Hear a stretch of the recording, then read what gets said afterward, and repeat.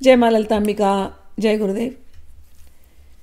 मैं अपने समस्त गुरुजनों के चरणों में प्रणाम करती हूँ और आप सभी के हृदय में बैठी माँ ललिता को प्रणाम करती हूँ। और ललिता त्रिशती के जो अर्थ हैं, भावार्थ हैं, वो मैं आपके सामने सही रूप में प्रस्तुत कर पाऊँ, ऐसा उनसे आशीर्वाद मांगती हूँ। आज हम लोग श्लोक नंबर 51 से लेकर के 54 के भावार्थ को श्रवण करेंगे।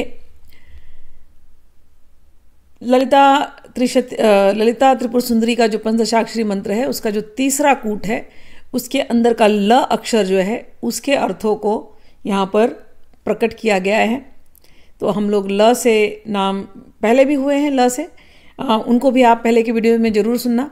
और ये तीसरे कूट के अर्थ हैं, तो उसको आज हम लोग वैसे श्रवण करते हैं। तो श्लोक नंबर 51। लकारिणी लब्ध रूपा लब्धधीर्लब्ध वांछिता लब्ध पाप मनोदूरा लब्ध अहंकार दुर्गमा। लकारिणी, लकार रूपी हे देवी, आपको प्रणाम है। ल, इसके ऊपर कई पहले वीडियो में समझा दिया गया है, फिर भी संक्षिप्त में ल से हम पृथ्वी तत्व लेते हैं। मैंने पिछली बार भी बताया, ये पृथ्वी, ये भूदेवी, ये ललिता त्रिपुर सुंदरी ही हैं, तो उनको नमस्कार है।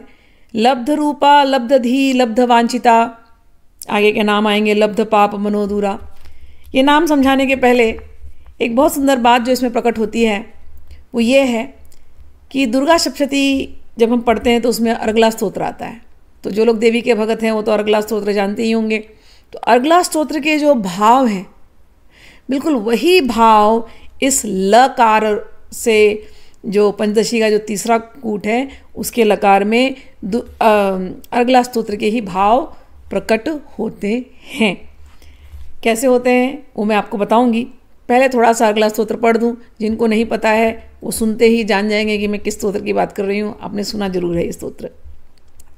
ओम जयंती मंगला काली भद्रकाली कपालिनी दुर्गा क्षमा शिवा धात्री स्वाहा स्वधा नमस्तुते। जय त्वं देवी चामुण्डे जय भूतार्तिहारिणी जय सर्वगते देवी कालरात्रि नमोस्तुते। मधुकैटभ विद्रा विविधात्री वरदे नमः। रूपं देहि जयं देहि यशो देहि द्विषो जहि महिषासुरनिर्णाशी भक्तानां सुखदे नमः। रूपं देहि जयं देहि यशो देहि द्विषो जहि रक्तबीजवधे देवी चण्डमुण्ड विनाशिनी। रूपं देहि जयं देहि यशो देहि द्विषो जहि। बिल्कुल यही भाव है। अब आप पूछिए कि इसमें हम क्या कर रहे हैं, बार बार रूपम देहि जयम देहि यशो देहि द्विषो जहि बार बार मांग रहे हैं। क्या इसका अर्थ है कि हमें रूप दीजिए, जय दीजिए, यश दीजिए, द्विषो जहि, कोई हमसे अगर द्वेष करता है तो उनको आप हमारे जीवन से निकाल दीजिए, यही मांग रहे हैं ना बार बार। लेकिन ये क्यों मांग रहे हैं देवी से? हम क्या, अब जो रूप मिला है पैदाइशी, जो रूप रंग मिल गया, जो नक्शा है, वो नक्शा तो बदल नहीं जाएगा। जब देवी से कहते हैं रूपम देही, तो हमारा क्या नक्शा बदल जाएगा? नक्शा तो वही रहने वाला है। हमारा क्या रंग बदल जाएगा? नहीं, वही रहने वाला है। तो रूपम देही में तो रूप तो बदलने वाला नहीं है, रूप तो जो दिया दिया। फिर कहते हैं जयम देही, हमें हर चीज़ में जय दीजिए। फिर कहते हैं यश देही, हमें हर चीज़ में यश दीजिए।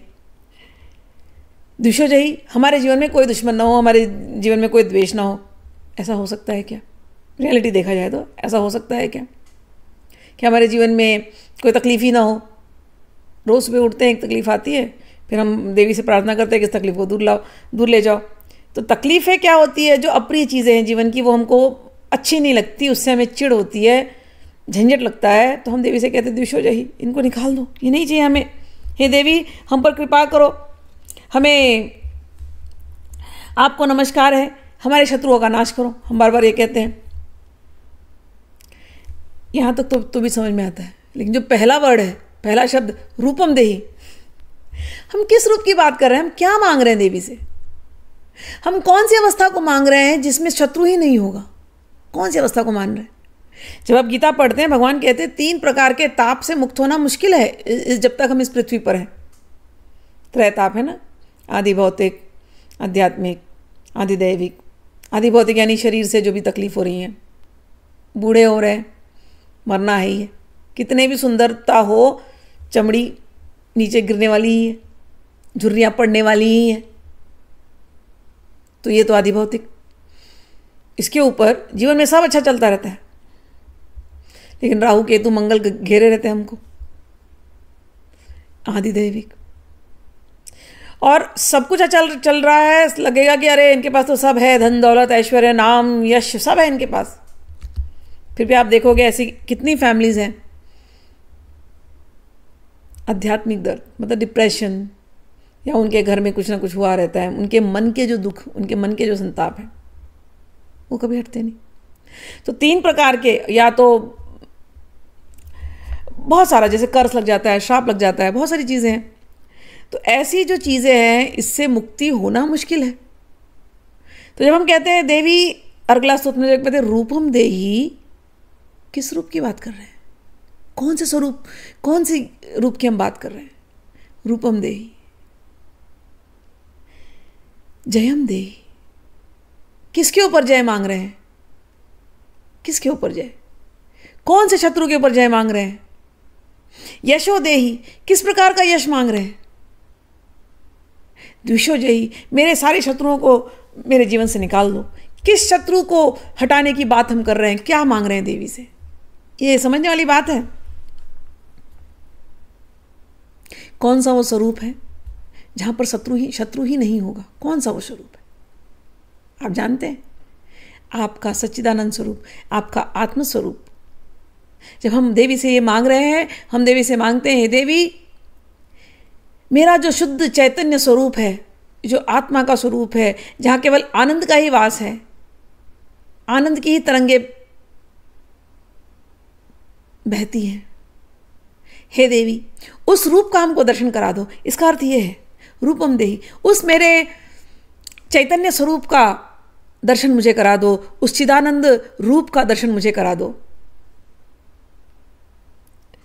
जयम देही, लोग यदि मुझे जाने तो मुझे जाने कि मैं आपका हूं, मैं आपका शरणागत हूं, आपकी कृपा मेरे ऊपर है। अगर कोई जय चाहिए तो हे देवी बस यही जय चाहिए, यही मेरी जय हो। देवी की दास, माँ की बेटी, माँ का बेटा, यही मेरी जय हो। यशो देही, यही मेरा यश हो, आपके चरणों के अतिरिक्त और कुछ नहीं। द्विषो जही, मेरे जीवन के जितने शत्रु, जानते हैं सबसे बड़ा शत्रु क्या है? सबसे बड़ा शत्रु बाहरी शत्रु नहीं।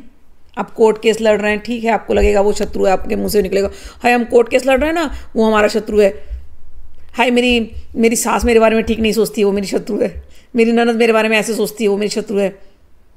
मेरे मित्र मेरे बारे में ऐसा करते हैं, वो मेरे शत्रु है। मेरे ऑफिस में मेरे साथ पॉलिटिक्स खेली जा रही है, वो मेरे शत्रु हैं। नहीं, ये सब शत्रु नहीं है, ये सब तो लेन देन है। आपने कभी उनके साथ कुछ लेन देन किया था, अब वो लेन देन करने का समय आ गया। सबसे बड़ा शत्रु क्या? सबसे बड़ी शत्रु आपके अंदर के काम वासनाएं। उन काम वासनाओं के होते, काम वासना है कहाँ से? रजोगुण से।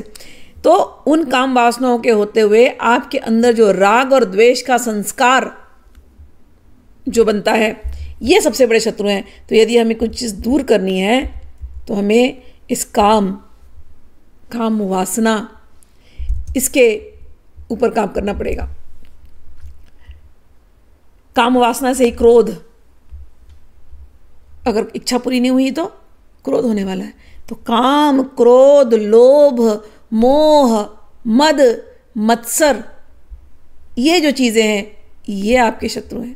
तो जब हम कह रहे हैं कि हे देवी शत्रुम जही, कि मेरे इन शत्रुओं को, द्विषो जही, इन शत्रुओं को आप निकाल दीजिए, तो हम कहते हैं ये जो मैंने अभी आपको बताया, काम, क्रोध, लोभ, मोह, मद, मत्सर इत्यादि, हे देवी आप इनको दूर कीजिए। और भी तंत्र में तो और भी अष्टपाश आते हैं, तो अष्टपाश में भी यही बातें होती हैं। जब तक व्यक्ति अष्टपाश में बंधा है उसको कहते हैं पशु। तो वो जो अष्टपाश होते हैं तंत्र के, ये जो मैंने आपको बताया, काम, क्रोध, लोभ, मोह, मद, मत्सर, तंत्र में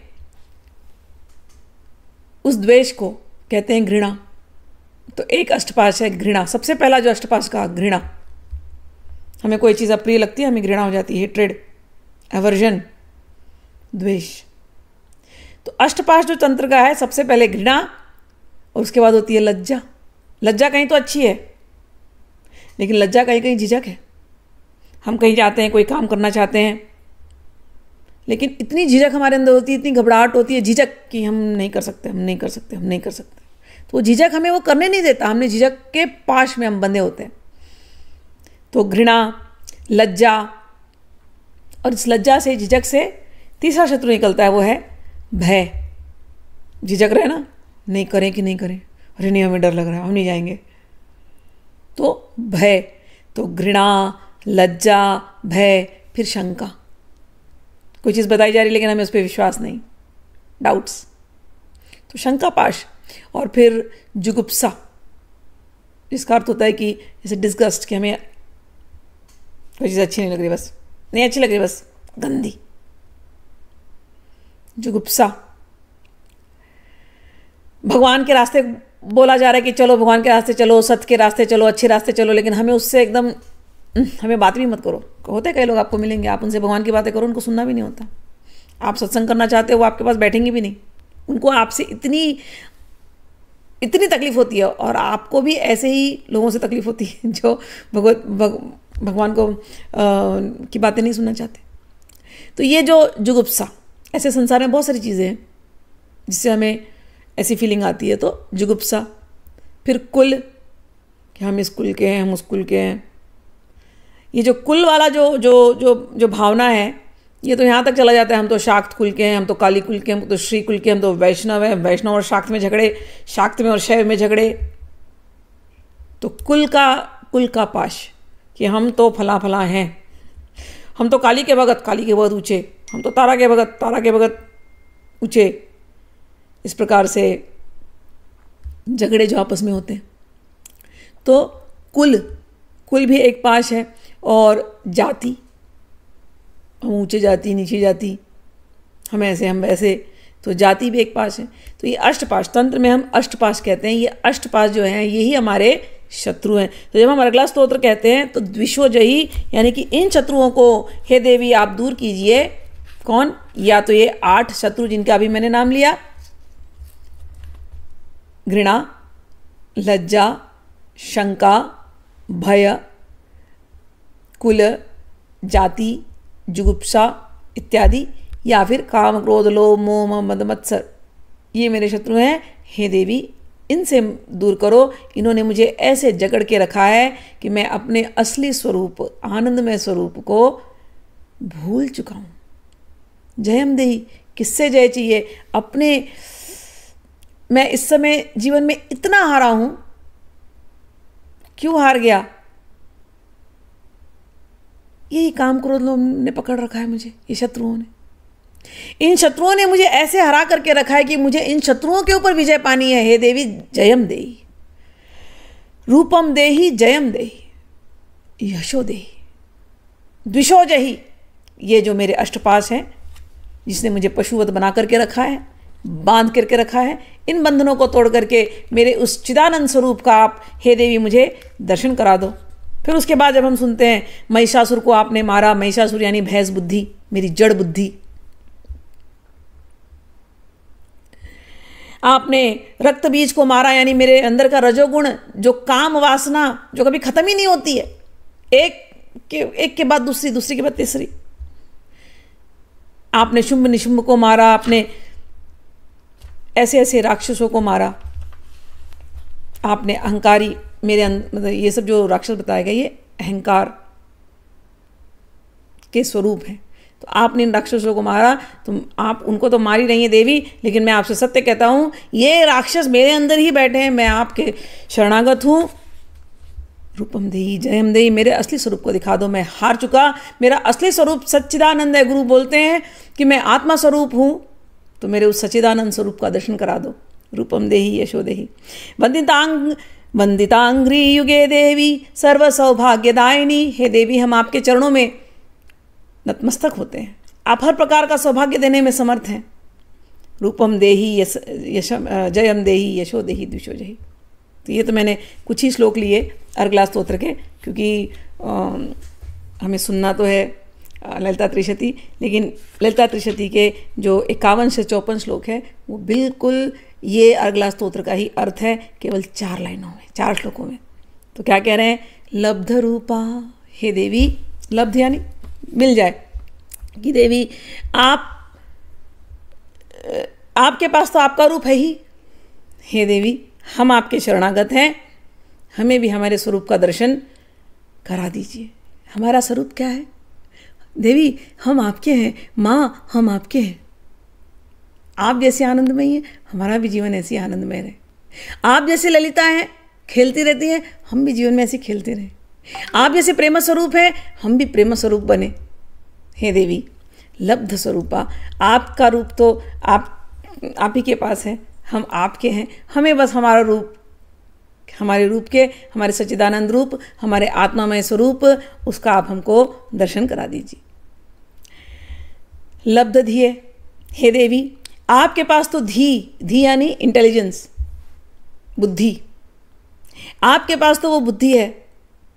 हे देवी हम आपके शरणागत हैं। हम लोग जब स्तोत्र पढ़ते हैं पराजिता स्तोत्र में, या देवी सर्वभूतेषु बुद्धि रूपेण संस्थिता, हे देवी आप हमारी बुद्धि में बैठ जाएं। आप स्तुतियों से प्रसन्न होती हैं, हम आपकी स्तुति करते हैं। लब्ध धी ही, आपके पास आप ही बुद्धि स्वरूपिणी हैं, और जो आपका भक्त होता है उनके अंदर आप उनकी बुद्धि बन करके बैठ जाती हैं। तो लब्ध धी ही, लब्ध वांछिता, ऐसी तो कोई इच्छा नहीं जो आपको चाहिए।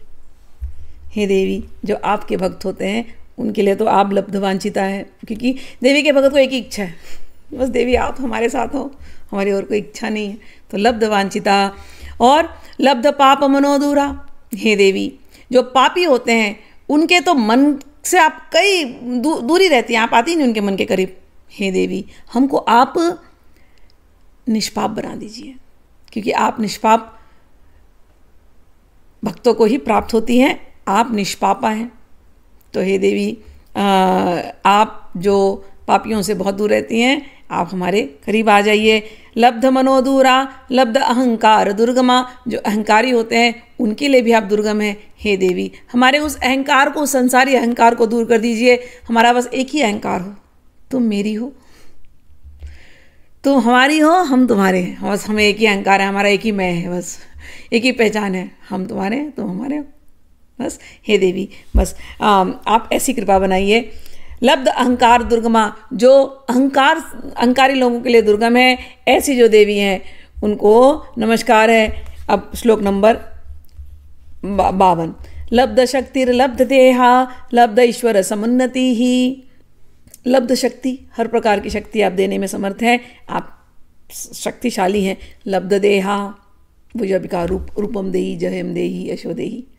तो कह रहे हैं लब्ध देहा कि आप एक तो अपने भक्तों को तो उनका स्वरूप दिखाई देती हैं, लेकिन आप स्वयं भक्तों के लिए अलग अलग देह लेकर के आप प्रकट होकर के अलग अलग लीलाएं करती हैं। हे देवी आपको नमस्कार है। लब्ध देहा, लब्ध ऐश्वर्य समुन्नति ही, हर प्रकार के ऐश्वर्य, जो सर्वोच्च ऐश्वर्य है उसकी आप स्वामिनी हैं, आपको नमस्कार है। जो आपके भक्त होते हैं उन्हें भी कभी ऐश्वर्य की कमी नहीं होती, उन्हें किसी भी गलत रास्ते पे जाने की ज़रूरत नहीं पड़ती ऐश्वर्य को पाने के लिए। हे देवी आपको प्रणाम है। तो 52वां श्लोक जो था, लब्ध शक्ति लब्ध देहा, लब्ध ईश्वर समुन्नति ही, लब्ध विद्धिर लब्ध लीला, लब्ध यौवन शालिनी, लब्ध वृद्धि। कि हे देवी आपके ऐश्वर्य में हमेशा वृद्धि ही होती रहती है, ऐसे ही जो आपके भक्त हैं उनके भी ऐश्वर्य में वृद्धि ही होती रहती है। लब्ध लीला, आप अनेकों अनेकों लीलाएं करती हैं, उन लीलाओं में वृद्धि होती रहती है। हमारे जीवन में, भक्तों के जीवन में भी आप यूं ही न जाने कितनी प्यारी प्यारी लीलाएं करती हैं। लब्ध यौवन शालिनी, हे देवी यौवन भी आपका ऐसा ही है, बढ़ता ही जाता है। तो आपके भक्तों में भी ऐसी ही शक्ति आप देती रहती हैं। श्लोक नंबर 53। लब्धातिशय सर्वांग सौंदर्या लब्ध विभ्रमा लब्ध रागा लब्ध गतिर लब्ध नाना गम स्थिति ही। लब्धातिशय सर्वांग सौंदर्य। हे देवी, आप का अंग प्रत्यंग, आपका एक एक श्रीअंग बहुत ज़्यादा सुंदर है। इतना ज़्यादा सुंदर है कि कोई शब्द नहीं है उसको बताने के लिए।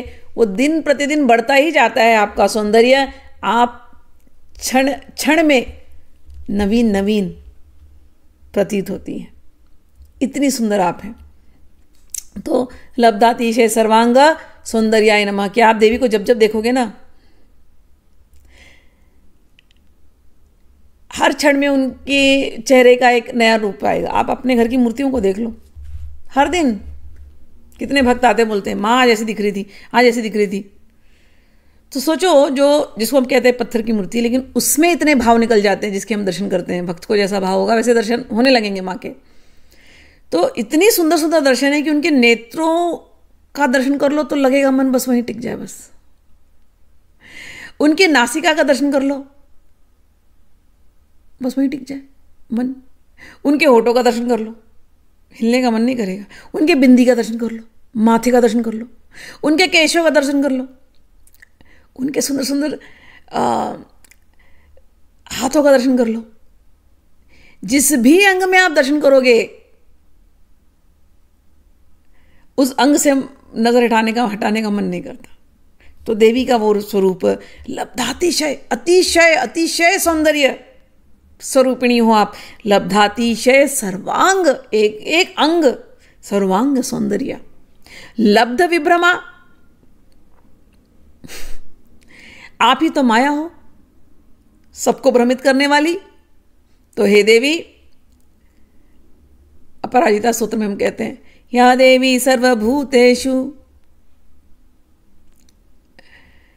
भ्रांति रूपेण संस्थिता नमस्तस्यै नमस्तस्यै नमस्तस्यै नमो नमः।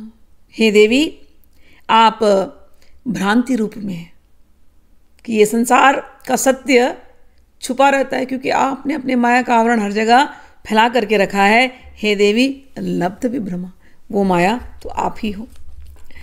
लब्ध रागा, राग यानी प्रेम, अटैचमेंट। हे देवी, आप माँ हो, इसीलिए हमारा सबका अटैचमेंट, हमारा सबका राग केवल आप ही के प्रति है। आप ही सब कुछ है हमारे लिए।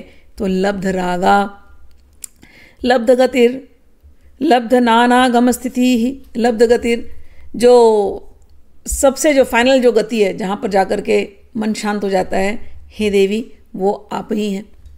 और लब्ध नाना आगम स्थिता, नाना आगम, नाना वेद पुराण पढ़ करके जिस स्थिति की प्राप्ति होती है, जिस स्थिति को वो बता रहे हैं, उस फाइनल गति को, हे देवी वो तो आपके चरण हैं। तो लब्ध नाना गम, नाना आगम के अंदर जिसकी बातें हो रही हैं, तंत्रों में, वेदों में जिसकी बातें हो रही हैं, हे देवी वो तो आप ही हैं। अच्छा, इसके पहले जो लब्ध गति जो शब्द है, उसको कई जगह पे लब्धपति भी कहते हैं कोई लोग। तो लब्धपति का अर्थ है कि जो हमेशा शिव जी के साथ रहती हैं, ऐसी देवी को नमस्कार है। तो लब्ध गति, लब्ध नानागम स्थिति। अब हम लोग आखिरी श्लोक पढ़ते हैं, 54वां श्लोक। लब्ध भोगा लब्ध सुखा लब्ध हर्षा विपूरिता ह्रींकार मूर्ति ह्रींकार सौद श्रृंग कपोतिका। तो लब्ध भोगा, हर प्रकार का भोग आपके पास है और भोग देने वाली आप हैं। लब्ध सुखा, हर प्रकार के सुख आपको उपलब्ध हैं और आप ही सुख उपलब्ध कराने वाली हैं। लब्ध हर्षा विपूरिता, आप अपने आप में परिपूर्ण हैं और हमेशा हर्षित रहती हैं। ऐसे ही सबको हर्ष आप देती हैं और सबको परिपूरित करती हैं। तो लब्ध हर्षा भी पूरी परिपूरिता। तो इसके अंदर आपने देखा जो मैंने शुरू किया था अगला स्तोत्र से, कि कहाँ से शुरू हुआ, कि धी देने वाली आप ही हैं और शक्ति देने वाली आप हैं, ऐश्वर्य देने वाली आप हैं, यौवन देने वाली आप हैं, रूपम देही हैं, सौंदर्य, आप सौंदर्य के स्वरूप हैं। तो ये सब देने वाली आप ही हैं। विभ्रमा, लब्ध विभ्रमा, भ्रम को दूर करने वाली भी आप ही हैं, और लब्ध भोगा लब्ध सुखा ये सारा कुछ देने वाली आप है। तो रूपम देहि यशो देहि दुष्यजहि, हे देवी आप इस स्वरूप में हैं, हम आपको नमस्कार करते हैं। तो इस प्रकार से हमने आज ल अक्षर जो तीसरे कूट का है उसके अर्थों को समझा।